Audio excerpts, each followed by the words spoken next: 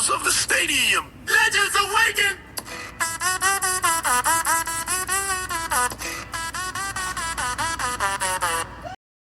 Welcome to Broncos Unchained. I am Boss Man Jay. First, Moose Broncos breakdown. I had to one up you. I got the black on black hat and the black on black Broncos shirt. So you got to up your apparel. Just kidding. Anyway, shout out to you Moose. You know, we got a lot going on coming up soon. I had a question for everybody. I was looking at the stats from last year, and I was measuring the offensive line, and Quinn Miners, who I absolutely love. He's one of my favorite Broncos of all time. He's one of my favorite Broncos. But he let up one sack all year, and he was all pro. Everybody, for some reason, is talking about Ben Powers is doing horrible. They need to pull him. Need to replace him and all that stuff. Does anybody realize Ben Powers let up 0 sacks last year? None, not one. Um, so I don't get where all the hate is coming from. Like the last video, I said, the 49ers came at the Broncos, and they did the same thing this last weekend. I forget who the 49ers played, but they did the same thing. Robert Salah came out, with safety blitzes and dime packages and nickel packages, all this different defensive schemes, that you just usually don't see in the preseason. People they're trying to make a team, they're trying to make a squad. They're playing their hearts out. So I get running, some stuff to see if the players know what's going on, but to go to that extent that he did was just, it was a little bit much, especially when you think about it that, offenses. Well, last week, uh, Joe Lombardi was calling the plays for the Broncos. This week it was Davis Webb. So if you've got different people besides Sean Payton calling the plays, then the protection packages were probably not all that, you know, intricate. They probably weren't all that exquisite. They were just basic packages. So, Ben Powers might have not done great, but I mean, 0 sacks, people, 0 sacks last year, not one. Um, then we lost Nick Gargiulo, a backup guard. So we're running kind of thin at the offensive line. So I started thinking of something. Everybody knows we have 6 running backs right now. Can't sign them all. Can't keep them all. Can't keep them on the practice squad. And everybody's kind of debating whether we're going to keep 3 or 4. It's pretty much given we're not keeping 5. So we have to let go of. I mean, it's kind of everybody knows Audrey Hanson is pretty much out the door. But then who do you get rid of? You've still got Jaleel. You've still got Tyler Bennett. You still got Blake Watson.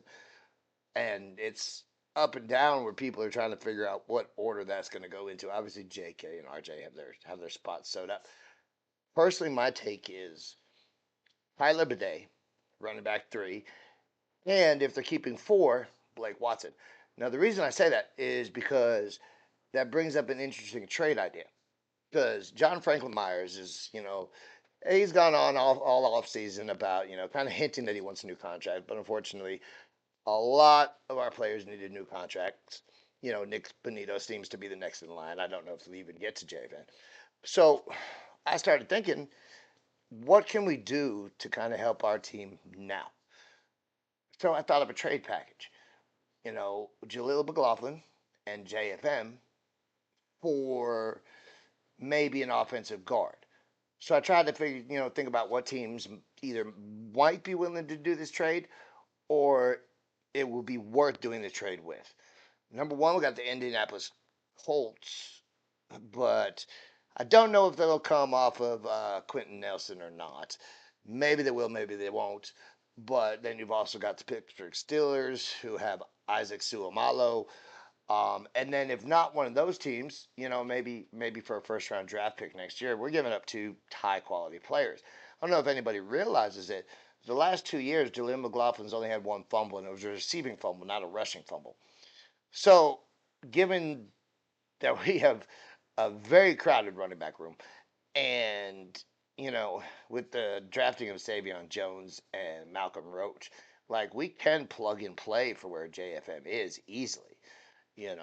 So let's look at either some possible trades, for an offensive guard, So, we're looking at that win Super Bowl now window, and let's look at a couple of possible draft picks for next year that we might want to talk about too.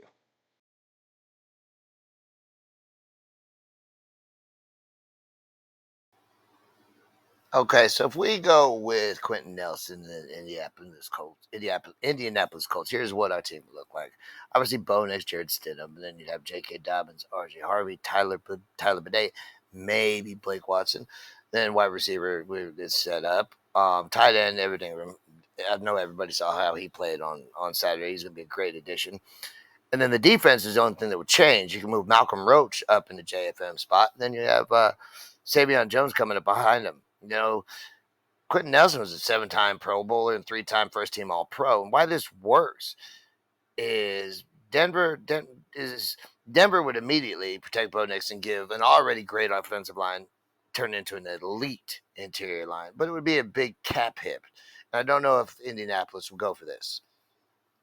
So, what Denver would get is Quentin Nelson, and the Colts would get John Franklin Myers, Julian McLaughlin, and a conditional pick.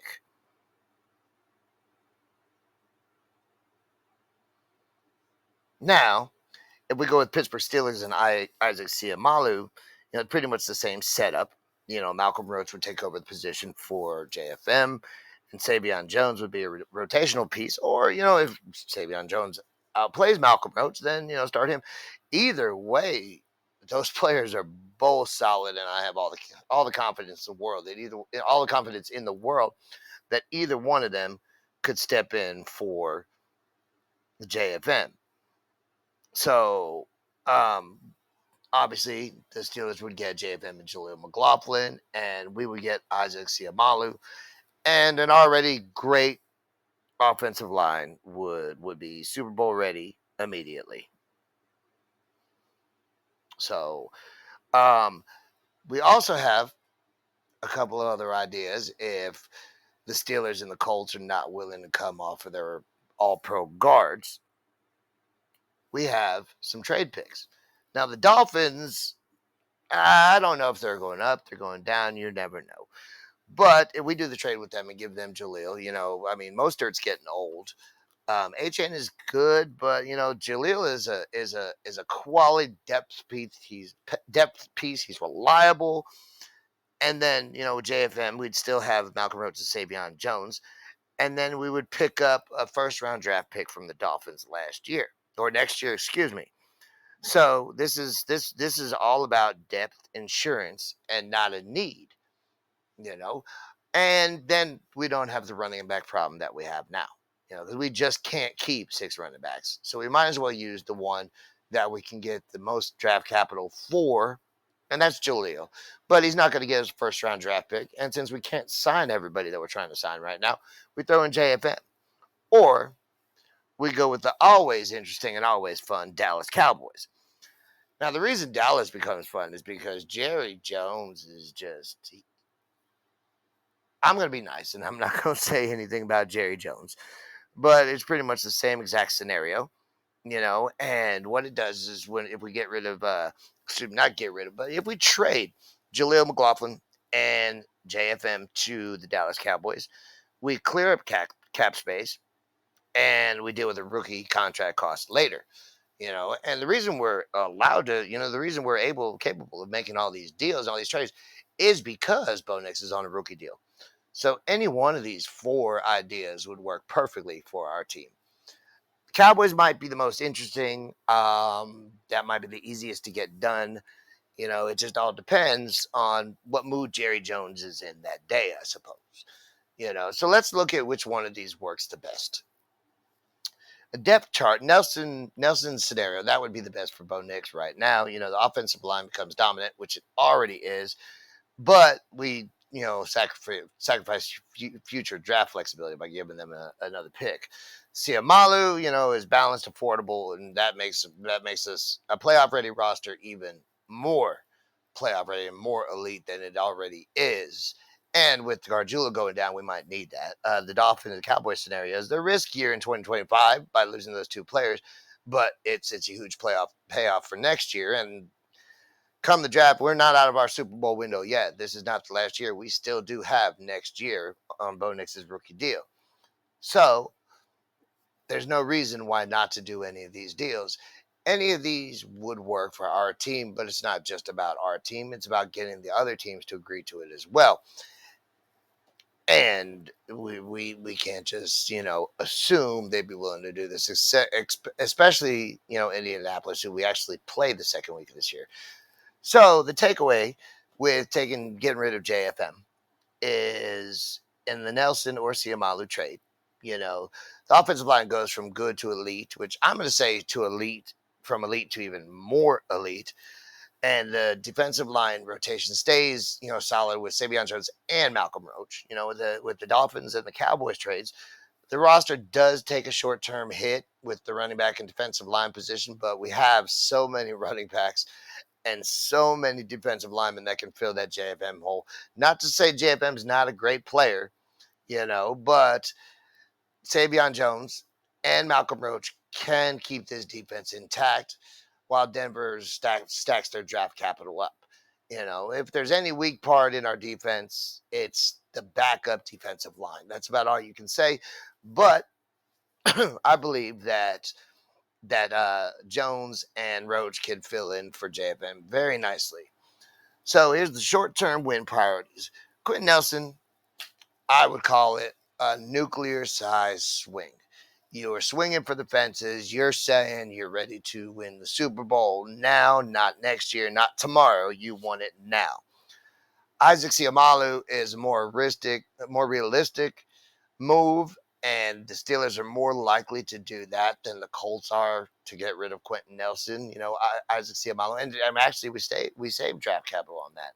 If we're looking for long term, the Dolphins, their first the first round draft pick next year, that would definitely be a steal, but it's one that worth looking into. If Jerry will go for it. The Dolphins, we get their first round draft pick. It's a safe pick, but it's valuable. And one of the deals between the Steelers or the Dolphins would be more likely to happen if this would happen at all. It's not my call to make, but if it would happen, those would be the most likely teams. It would be more than likely the Steelers with Siamalu or the Dolphins for a first round draft pick. They're getting tons of capital. Or we're getting tons of capital. They're getting two high quality players. A reliable running back and an explosive defensive lineman. So it's a win-win for everybody in that scenario with those two teams. So I personally would love to see Quentin Nelson, but I'm still on the Ben Powers train. So as you get Broncos Country, I think he can hold up very would nicely. you swing through the fences and add a guard that we already have the on paper the top rated offensive line in football, but would you swing through the fences and add a Quentin Nelson? Would you get Isaac Seumalo? Or would you ride with Ben Powers and trade Jaleel and JFM for a first round draft pick next year from either the Cowboys or Dolphins, who neither one is expected to be all that great this year. So we might end up with a top 10 draft pick from either one of those. It's worth it to me. I really honestly don't understand where all the hate came all of a sudden for Ben Powers, because of one preseason game. Remember, zero sacks last year.